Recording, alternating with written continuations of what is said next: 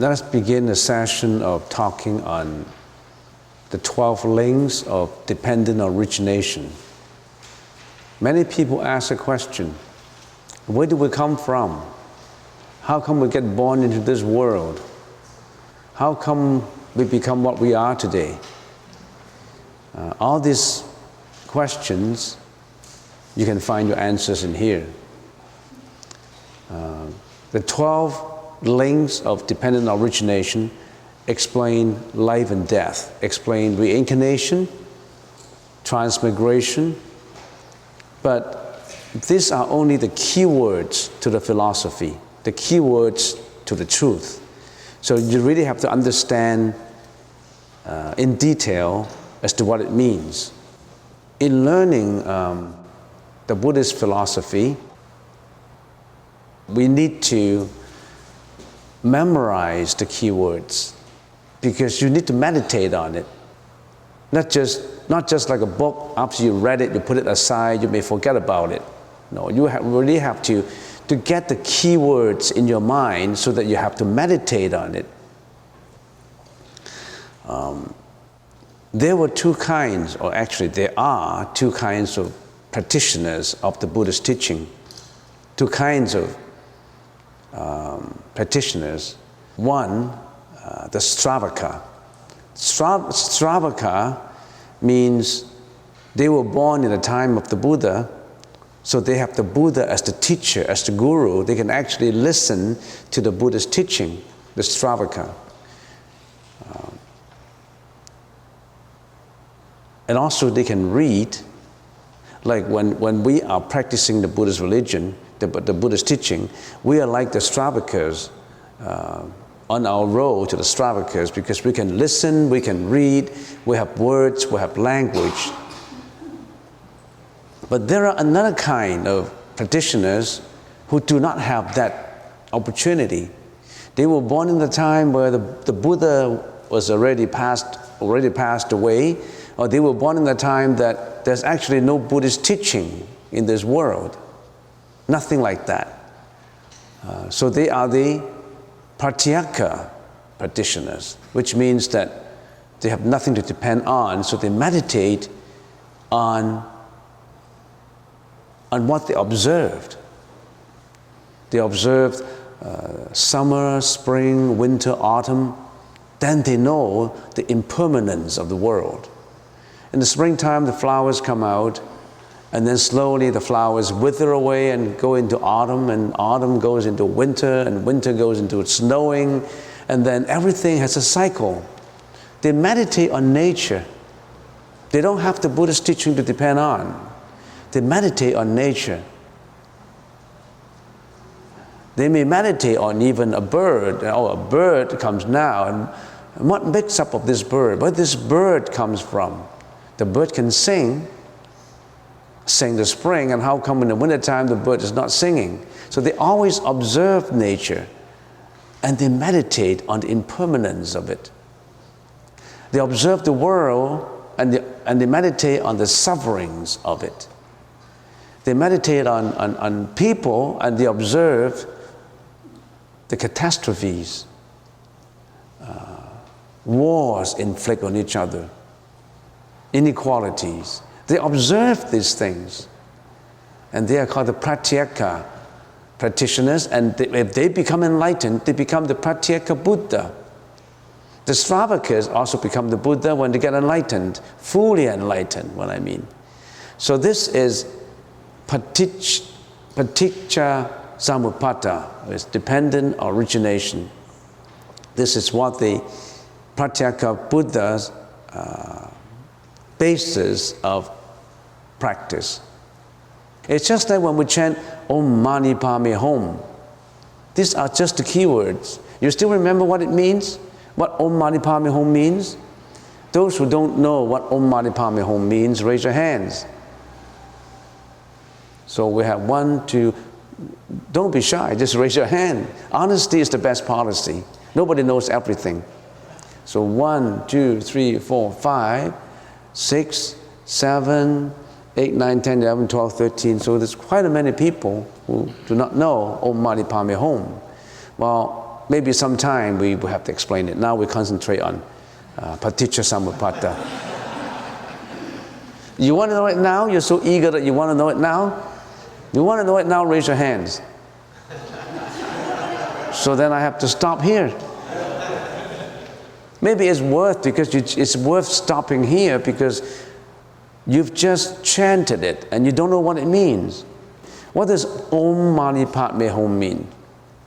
Those who understand, those who know already, you have to tolerate it. That's endurance. That is one of the 6 parameters. You know about it, but it's a good reminder. Om Mani Padme Hum. What does Om means? Om, according to the mystery of sound, is the origin of sound. Om, Hum is the origin of all sound. Om is the mother of all sound. It produces all sounds. So some lamas and rinpoches, they just chant on Om, Hum, Om, Hum, origin of sound. It's also the origin, according to some sutras, the origins of all good deeds. It also means arousing your awareness to listen to the sound. So when you chant Om, it can actually means listen very carefully. Om means listen very carefully and listen with the true mind. Listen with your sincerity. Listen with your humbleness. Om, what do you mean by Om? I don't like this Om. There's no humbleness. Om, it's just a creation. It's just OM. Everybody know about it. I can Google into it. Well, that is without humbleness. So open your mind. If you fill up your cup with water, no more water can get in. Empty your cup of stubbornness, empty your cup of self-view so that you can receive more. So Om, it means something. Listen very carefully. Om means listened. Mani, M-A-N-I, Mani. No. Om Mani Padme Hum is a Sanskrit language. And this is Pali. Pali and Sanskrit, they are very close.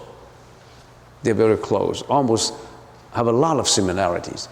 Om Mani, M-A-N-I, Mani. What does Mani means? Mani means diamond, the most precious jewel. The most precious jewel that you cannot compare to anything, but how do you get that most precious description? We just use the word Mani, the most precious. And that most precious, the most precious one, or somebody called it God, the utmost, the topmost, the most precious, the most tranquility, the most happiness, the most eternity. You just use that word Mani, or the God, the hidden God, the within God. Mani, the most precious. And that most precious is not something that you're looking for. You don't need to look for it. It's nowhere to be found. You can't look for it. It's right within you. It's inside of you. But you just let it go unnoticed. You don't notice it. It's in you. Is that understanding in you? Is that misunderstanding in you? Is that ego attitude in you? Is that altruistic attitude in you? That changeability in you? That unchangeability in you? It's all there. Let's find it out more. Mani, listen very carefully. You've got that nature in you. When that nature is confused, you're an ascension being. When that nature is all enlightened, revealed, a full revelation, you are the God. You are the Buddha. So God and Buddha is in you. Don't look for it outside. It's not the wood statue. It's just a representation. It's right in you. You've got to know it. You've got to recognize it. And you've got to recognize it with humbleness, with understanding. Clear yourself of all ignorance, then you know it.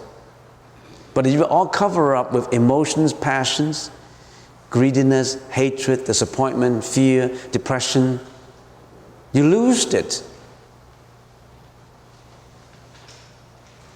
So Matni, that Buddha nature in you, you have that Buddha nature. You are the God. You are also the follower. There's no such thing as a God and a follower, the God and the sons. The Son and the God is one. If there's a difference, there's a discrimination, it's not it. It's impure. When the discrimination is all fused into equality and one bright illumination, that's God. When you have that God and believer concept, it's not it. When you have that I am God, it's not it. So I don't know what to say. I don't know. So that Matni, Matni, listen very carefully. That something in you, that mystery in you. If we don't have a word, we can express it. So we use Matni. Padme, Mani Padme Hum. Padme, if you pronounce it right, is Padme. So we have Mani Padme. Padme, if you really want to understand Matni, then you have to Padme. You have to take action. You can't just sit there and say, where is my Matni? You have to take action. How do you take that action to find that Matni? You have to put on your knapsacks and take out your map and get everything ready and get onto the road of enlightenment. You can't just sit there and I got that Matni, I got that Matni. No. You've got to practice it. It's like the two wings of a bird. You have the truth, the philosophy, the theory. You need to practice to get it out. You need to practice to fly. You need the two wings to fly like a bird. A bird has one wing, it can never fly. So what is that Padme? In here, we can only use descriptions. Matni is also a description. It's a noun for precious jewel. Padme is only a description. What is a word? This morning, Lee started his introduction by saying, a thought starts from a word. I can also say, a word starts from a thought. If a thought starts a word, what does that word come from?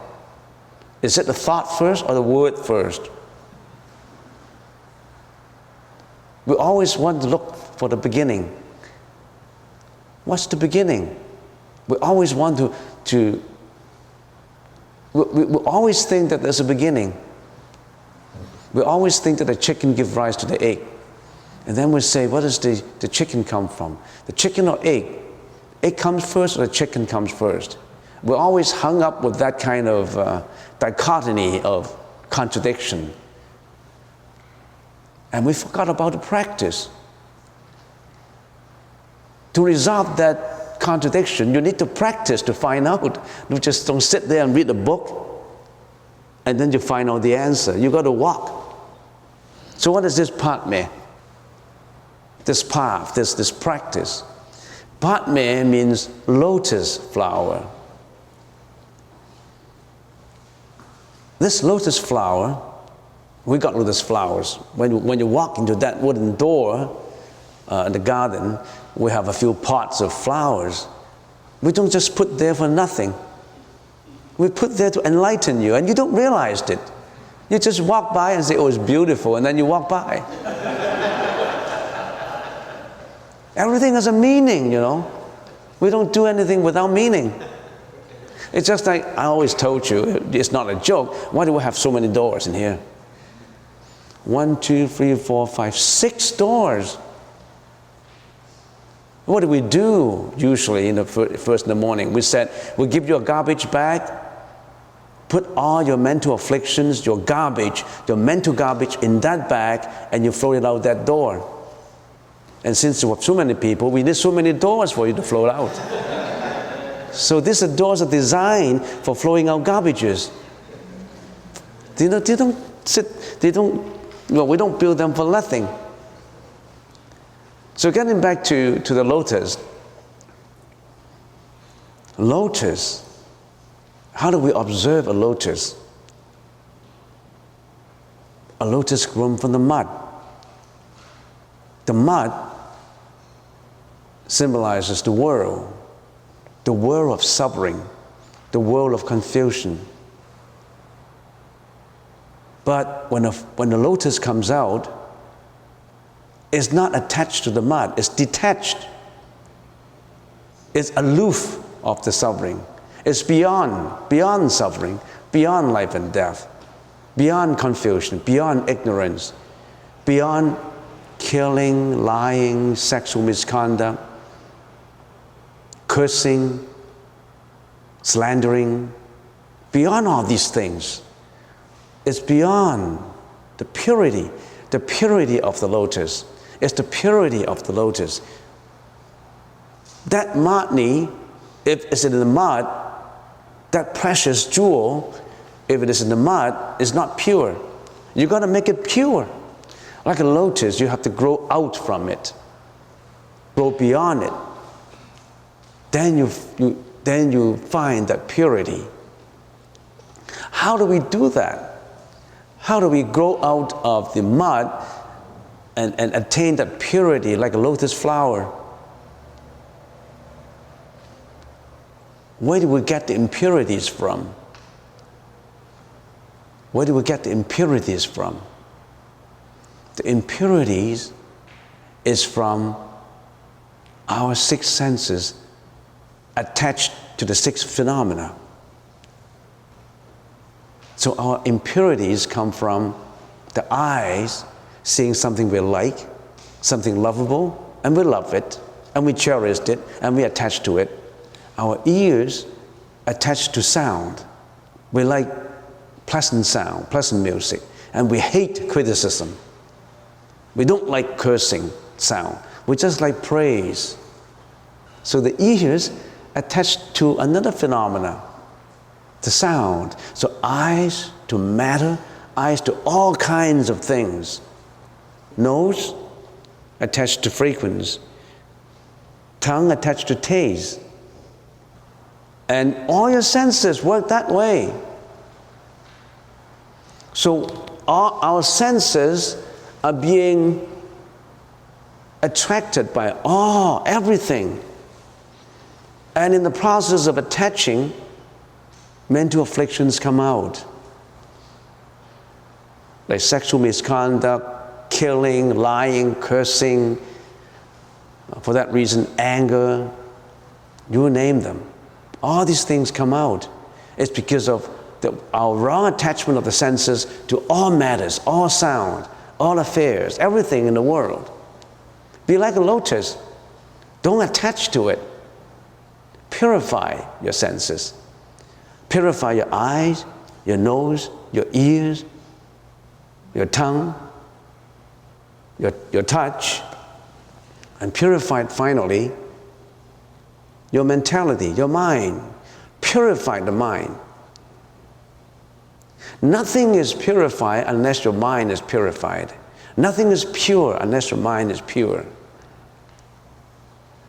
The society cannot be pure unless every citizen becomes pure. And it's very impossible in these days because everybody comes here with the karma. Why do we come to this world?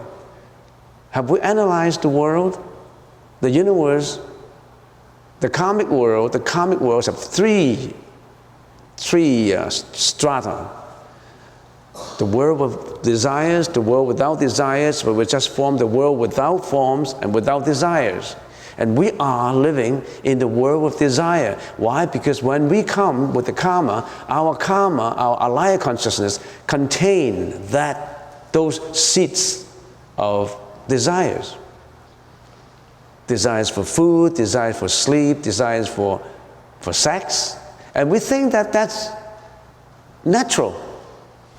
We always think that, well, that's human nature. We need that. We need to kill animals for food. We need sexual relationship. We thought that's what we need. That's taken for granted. But actually it's not. You just contain those seeds in your consciousness. You roll into this reincarnation with the karmic energy, and you can contain those seeds. And in this life, you encounter all phenomena, and the seeds become agitated, and you carry out the volitional actions because of the seed, because of all this environment. And then you get rolled into transmigration again and again, like in a reincarnation. So the Buddha said, involvement with sex is the basis of reincarnation. But all sentient beings take that as fun, take that as something that is natural. It's not natural. In other words, we always take selfishness as natural. We always take ego. Being egoistic is very important. I am the best, I got to struggle, this is my right.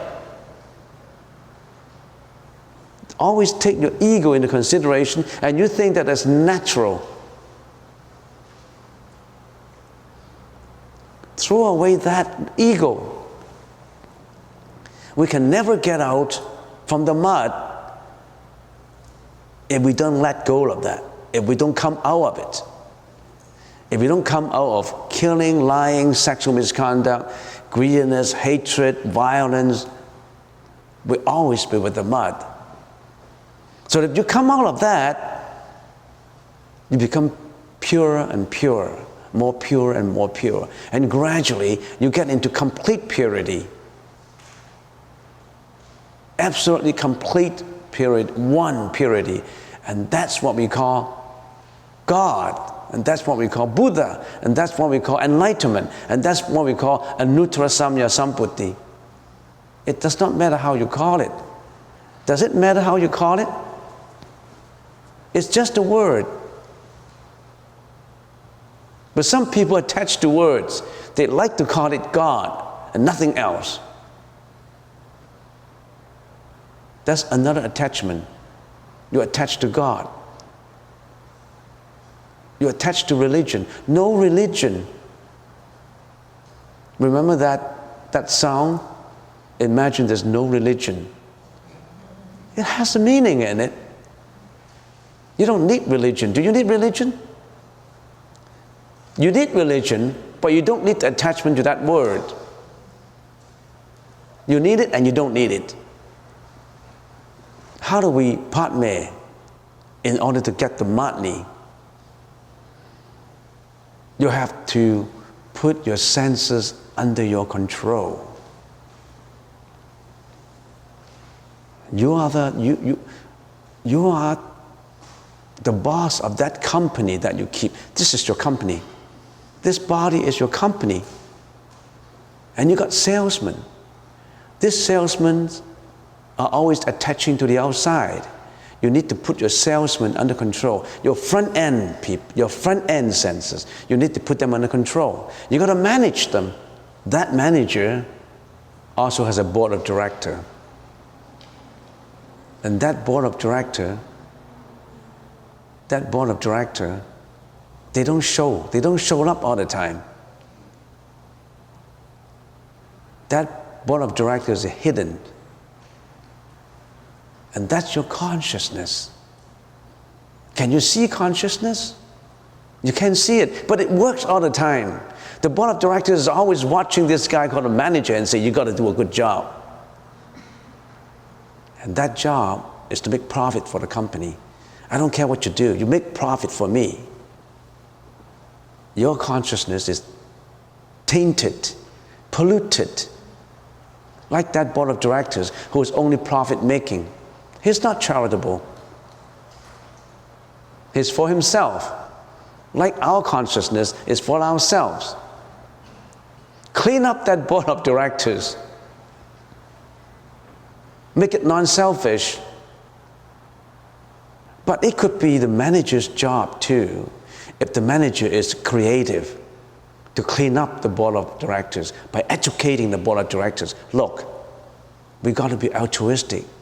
We can't be too selfish. So you are the manager. You can change the board of directors in you. You change the consciousness in you. You're going to put all your salesmen under control. Don't let your senses go out far and wide. Put them under control. How? How do you put them under control? A lot of work has to be applied to it. During the 7 days retreat I just finished, I talked on one subject for 7 days. Just one subject. Contemplation of the body. Contemplation of the body as impure, that is to combat what? Combat sexual thought in you. This thought is very difficult to subdue, because that is in your consciousness for millions of years, reincarnating. You always carry that, and you thought that as nature in you, that you need. And now the Buddha said, no, control that, throw it away, you don't need that. Now, how do you do it? The Buddha taught us how to apply the thought of impurity in order to combat that arising thought in you. And I show a lot of pictures, and just give you an example. It's not easy to control your senses. You've got to have some techniques to control your senses. The thought of impurities. So when a man looks at or when a woman looks at a handsome man, or when a man looks at a beautiful woman, something comes out in the mind. How do you control it? Why it comes out? Because you got that seeds in you. For many, many reincarnations, for many, many lives, you got that seeds in you. They are agitated and waiting to carry into volitional actions. When the action is carried out, it goes back to fumigate that seed again, and it carry on, one fumigate the other. The action fumigate the seed carry out the action, and it all works in a cycle, unending life and death, an ending cycle. So, Padme, control of the senses. So just these few words, we need to talk a lot about it. It's the whole Buddhism. How to control your eyes, the ears, the nose. Every one of these need a lecture, at least one lecture, a 3-hour lecture. And you expect to know everything in half an hour? No, you just know the main points. Just the main points. First, you've got to control your senses. And of course, you still have to change the attitude of your board of directors, purify your board, and that's the second stage. If you can't even control the salesman, how can you purify your board of directors? They're higher than you. And the Buddha said, the first action to purify yourself is to take the precepts and conform to the precepts. Abstain from killing, abstain from lying, abstain from sexual misconduct, abstain from cursing, abstain from flowery language, abstain from double-tonguing, abstain from greediness, abstain from ignorance, abstain from hatred. Learning all these things, getting away from those, That's the beginning of sense of control of your senses. Not to mention about any high-level philosophy of the Buddhist teaching. Can you conform? Can you observe these precepts? If you can't even do that crude understanding, there's crude and refined thought. If a crude thought comes out, it could carry out all these bad volitional actions. This Vinaya, these precepts, are to control the crude thoughts, the crude actions, the volitional actions. But there are also other methods to purify the board of directors, and you need fine, refined techniques. And it's all in the Buddhist teaching. I didn't create all these. It's the Buddhist teaching. But how many people really know about the Buddhist teaching, and how many people are really interested in it? What are they interested in? Profit making, pursuit of material wants, needs. All they do is pursuit of materialism. So Om Mani Padme, be like a lotus. Home, what is home? Like a home run? Home.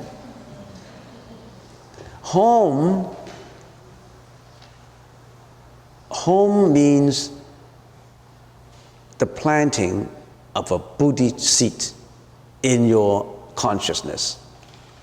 Every time when you chant Om Mani Padme, that means, listen, I have that Buddha nature in me. I got to practice purity to get that Buddha nature. You're reminding yourself every time when you're chanting this. And then home, that means a seed is planted in your alaya consciousness. Every thought has energy. Every word has energy. You keep on planting seeds in your field of energy. It's just like when the salesman says, I want to be a good salesman. Every day is repeating, I want to be a good salesman. I want to sell so many cars per day. I want to sell so many houses per day. Repeating and repeating and repeating, he's reinforcing himself on what he has to do. So Om Mani Padme Hum, that means you're reinforcing yourself that you have to purify, you will have to control all your salesmen, you have to purify your board of directors. Home is a Buddhist seed is planted in your alaya consciousness. When a seed is planted, it won't go away. When you key into that keyboard in your computer, it won't go away. That is in there.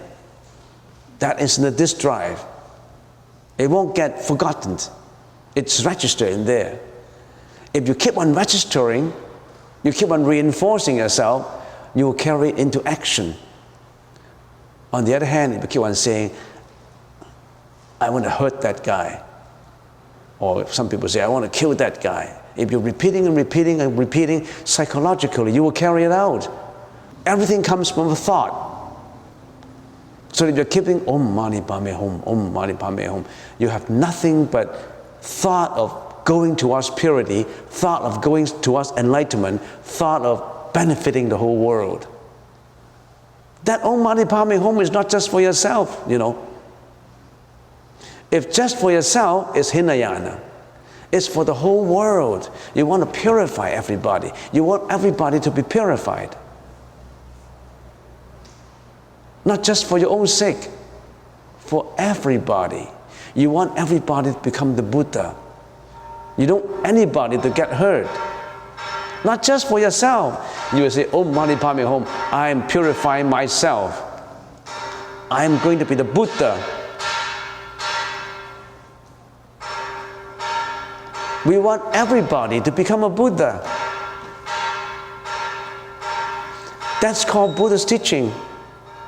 The Buddhist teaching starts from others, not self. Because if you start from self, it's contradicting yourself.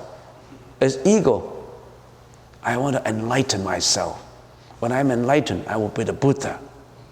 Then I can shine the whole world. I am the God. Isn't that egoism? When you come to that level, there's no ego left.